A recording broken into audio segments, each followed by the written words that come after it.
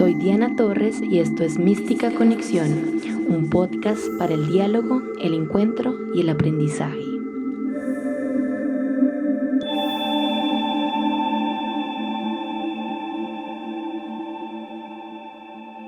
Hola a todos y todas.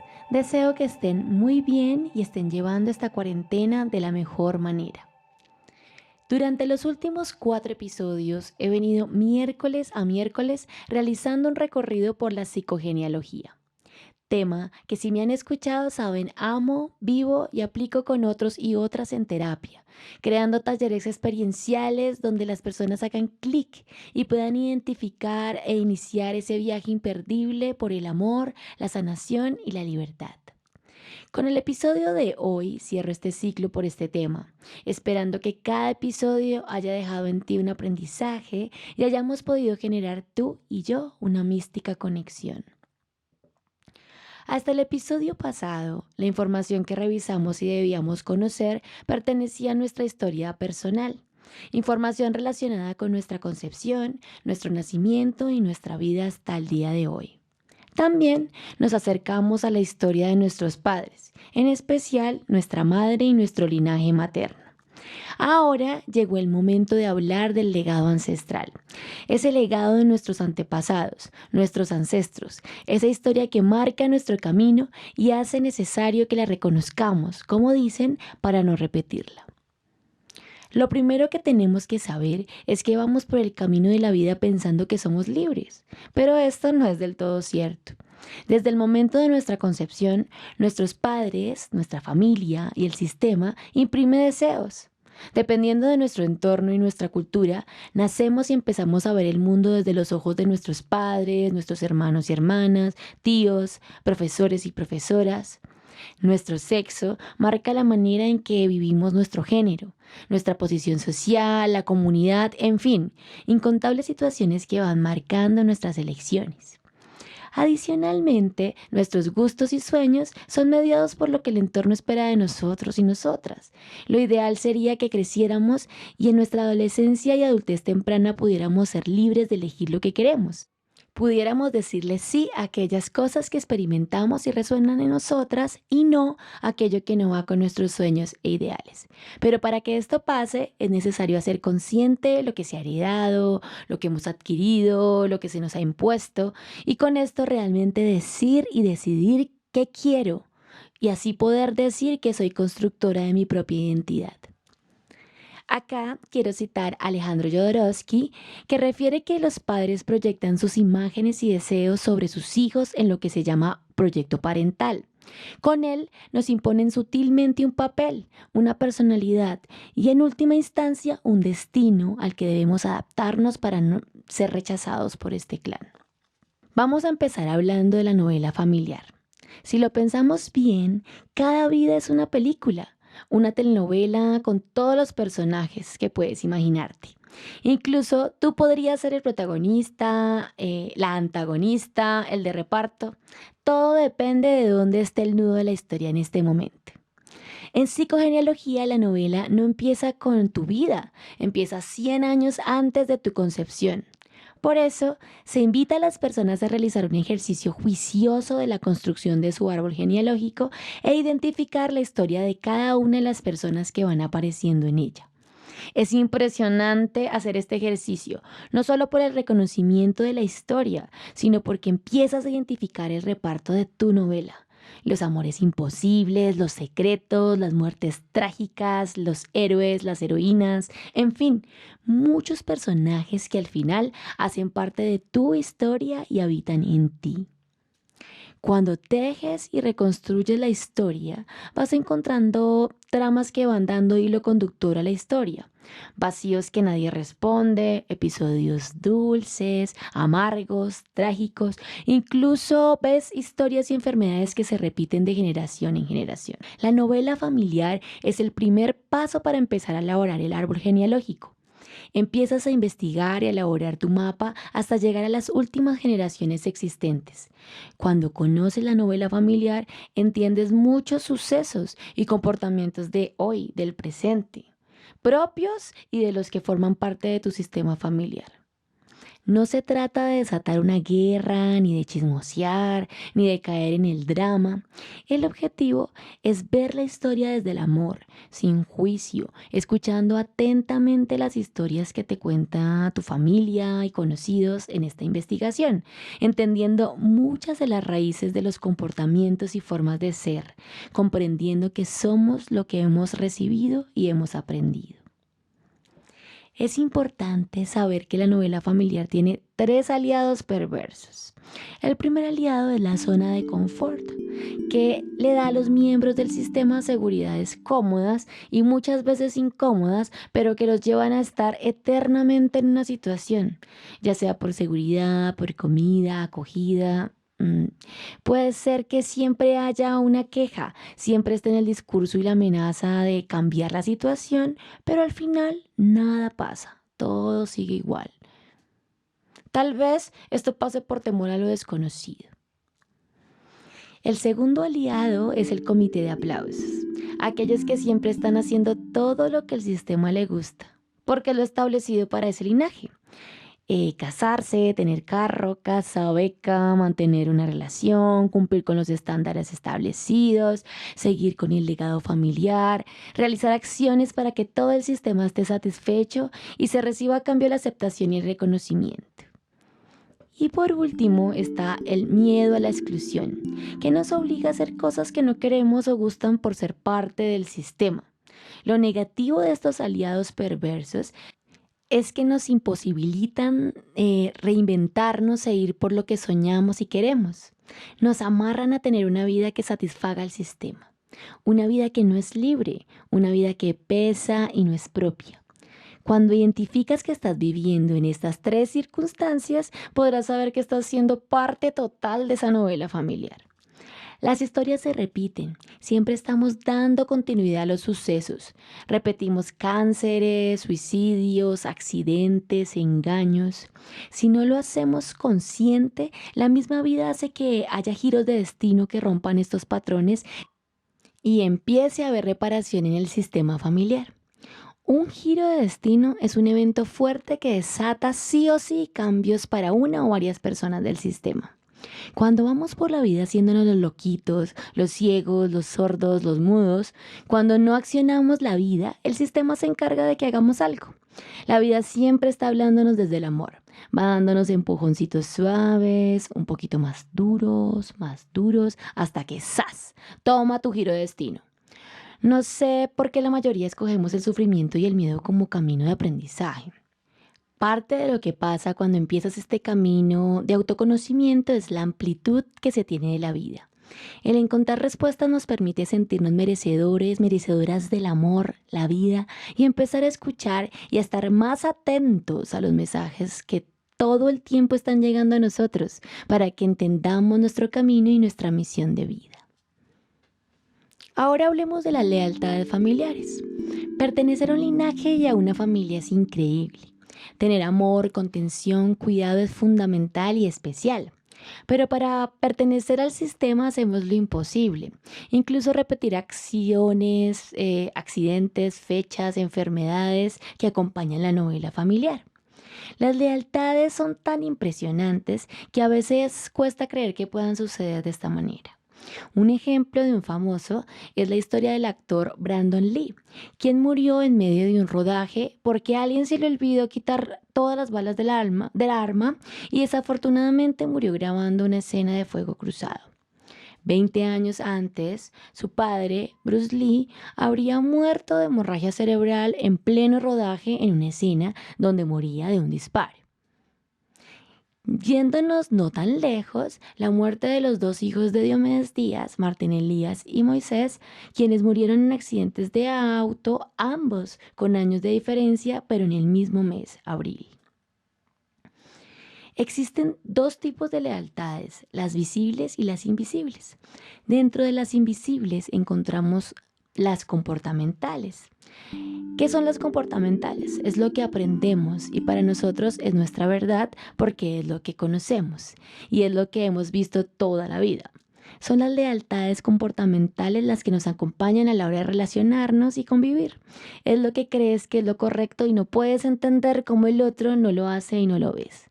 Por ejemplo, en mi caso, desde que éramos muy chiquititas, mi mamá, a mi hermana y a mí nos acostumbró, apenas nos levantábamos a tender la cama. Era como, no podemos irnos a estudiar ni a ningún lado sin que la cama esté tendida. Entonces, yo lo primero que hago al levantarme es tender la cama. Y no puedo entender cómo hay gente que se va sin tender la cama. Pero eso hace parte de esa lealtad mía comportamental. Otro ejemplo es bajar la tapa del baño y cerrar la puerta cada vez que uno entra. No puedo entender cómo los otros no lo hacen, ¿cierto? Entonces, son esa serie de comportamientos muy arraigados y aprendidos de casa que creemos que son habituales y que cuando salimos y no nos encontramos, pues causan alteración en nosotros. Las lealtades vinculares, ¿qué son? Es cómo nos enseñaron a relacionarnos y tratarnos. Entonces crecemos aprendiendo una forma de interacción. Esta puede ser tosca, en mi casa nadie se toca, sutil, hay toques muy leves, nos decimos que nos amamos, pero a nuestra manera, o muy amorosa, nos abrazamos, nos besamos, nos decimos palabras, lejana, no sé, todo el mundo tiene una forma distinta de relacionarse con el mundo, ¿cierto? Entonces, esta es la lealtad circular. ¿Cómo aprendemos a relacionarnos? Así nos relacionamos con la vida y cuando encontramos dos mundos opuestos, chocamos porque no tenemos las mismas lealtades. En las lealtades vinculares también está la concepción que tenemos de la amistad y de las relaciones de pareja. Los estereotipos que nos han vendido en nuestra familia o en el colegio, ¿cierto? Que siempre están latentes y que son diferentes de familia en familia. Vamos con las lealtades cartográficas. Es una de las más difíciles de procesar, pues tienen que ver con el cuerpo y las enfermedades que se van dando y repitiendo de generación en generación. Entonces, madres que han tenido diabetes, abuelas que han tenido diabetes y por ende hay probabilidad de que yo desarrolle diabetes. Papá con hipertensión, hijo con hipertensión y posibilidad de que esta enfermedad sea heredada. Cánceres, en fin, muchas enfermedades que se somatizan y se pasan de generación en generación. Las lealtades espaciales, familiares. Vivimos toda la vida en un espacio y cuando nos vamos del nido, como llaman, muchas veces tendemos a imitar lo que hemos visto durante la vida. Entonces, una lealtad espacial es ver una réplica de mi casa en mi nuevo hogar, una réplica de la casa de mi pareja en mi nuevo hogar. Entonces, es esa fidelidad que guardamos a ciertos parámetros que están ahí presentes. Algo muy importante también acá y que me causa mucha curiosidad es ver en las familias o cuando vas a las casas cómo puedes leer el sistema por medio de cómo está organizada la casa. Entonces, cuando la gente se sienta a comer, dónde se ubican, puedes ver las dinámicas que pasan, si comen juntos, si no comen juntos, qué habitación ocupa cada uno.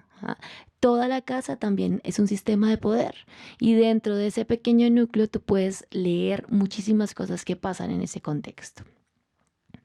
Las lealtades por mandato, dichos y mandatos, como dice su palabra, que representan a la familia, aquello que es ley y que se transmite de generación en generación.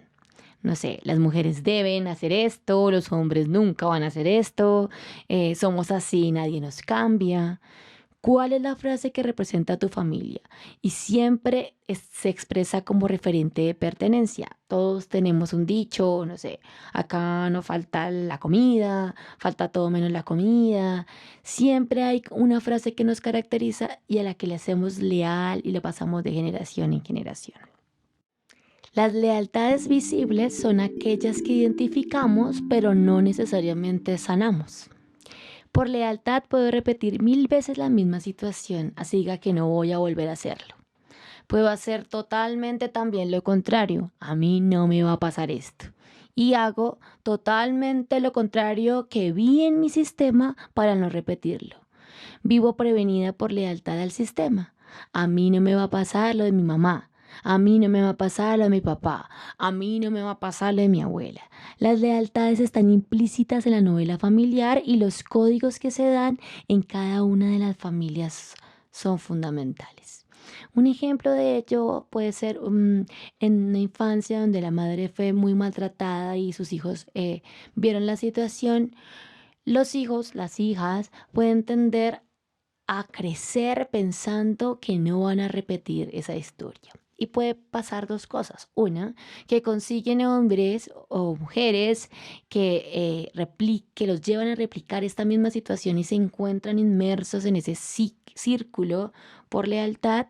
O crecemos con ese pensamiento de a mí no me va a pasar, a mí no me va a pasar, a mí nadie me va a hacer daño. Y crecemos prevenidas y nuestras relaciones pues son muy difíciles. ¿Qué pasa? Que cuando hay una lealtad no soy libre de decidir. Eso es lo que pasa. Crezco cumpliendo una lealtad, teniendo mi fijación en una lealtad y no con la libertad que debería de amar y de desenvolverse como tiene que ser. El efecto Zeigarnik hace referencia a los actos interrumpidos que se repiten una y otra vez a lo largo de la vida hasta que son terminados. Incluso si no son terminados, por mí estos actos, yo no hago sino aplazar ciertas cosas, pueden ser cosas pequeñas, pero cosas muy trascendentales. Estas deudas que yo dejo pasan de generación en generación, hasta que alguien de esta novela se atreva a terminarlo. La contabilidad familiar. Esta categoría es una de las más interesantes de la psicogenealogía.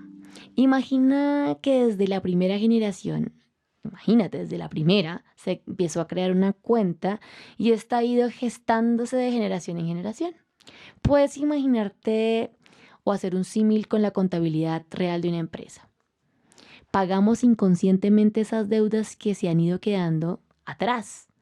Piensa en un libro gigante donde están todas las deudas, las ganancias, las estafas, los préstamos, todas las acciones realizadas por la familia, todo. El sistema y la vida, el destino, como quieras, busca que ese libro quede en ceros. Estas cuentas se pasan a través de relatos, negocios familiares, historias, hitos que marcan la familia, muertes injustas, deshonras, infidelidades, ganancias, premios. Todo pasa por la contabilidad familiar y alguien debe pagar. Casi siempre el más débil o la más débil o el que ha decidido inconscientemente sacrificarse por su familia. Un ejemplo, alguien desarrolla un cáncer y lo que rodea a la familia en ese momento es guerra, nadie se habla con nadie, problemas que vienen de atrás de mucho tiempo, cosas no resueltas. Y esta enfermedad hace un clic en la familia y hace que la familia se una, hable, se arreglen, ¿cierto? Entonces uno tuvo que sacrificarse para empezar a equilibrar esa contabilidad familiar. Así se paga una herida que venía de muchas generaciones atrás. La cripta y los secretos. En el sistema familiar existen secretos, historias que no se cuentan porque dan vergüenza, generan culpa, se hicieron pactos de silencio, mil razones que pueden pasar para que haya secretos. Estos van quedando en una cripta que va acumulándose y va temblando, temblando, temblando y tarde o temprano sale a la luz en forma de fantasma. Puede que el secreto se mantenga completamente oculto en una generación, pero más adelante saldrá a flote y alguien en el sistema será el encargado de velar y descubrir la verdad.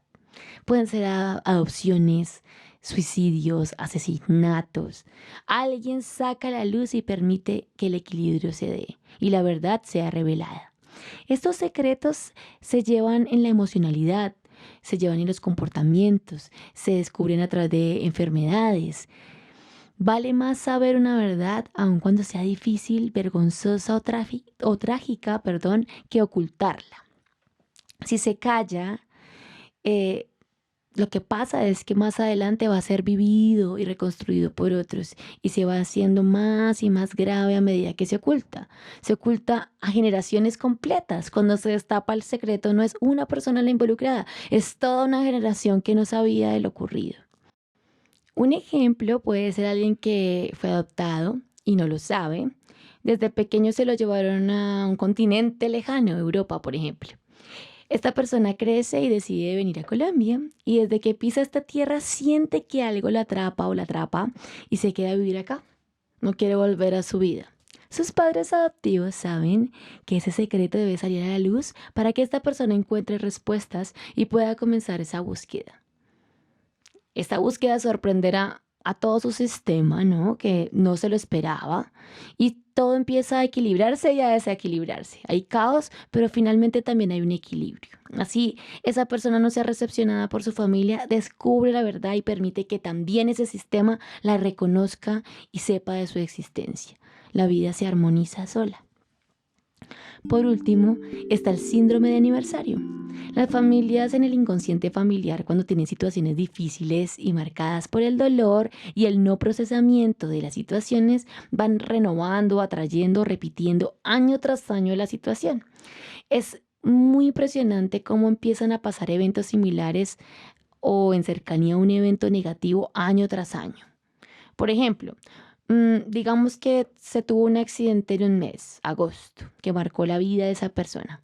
Cada agosto, cerca a la fecha del accidente, algo negativo le pasa a esa persona y puede llegar a transmitirse no solamente a él, sino a los miembros de su familia y a otras generaciones, que agosto se convierta en un mes negro. Y esto empieza a convertirse en un síndrome de aniversario. Hay muchos ejemplos maravillosos que uno puede leer, desde abuelos que han estado en la guerra y murieron ahogados en un mes y alguien de la familia desata crisis respiratorias en ese mismo mes, cada cierto tiempo. Es muy interesante. La invitación acá es muy grande.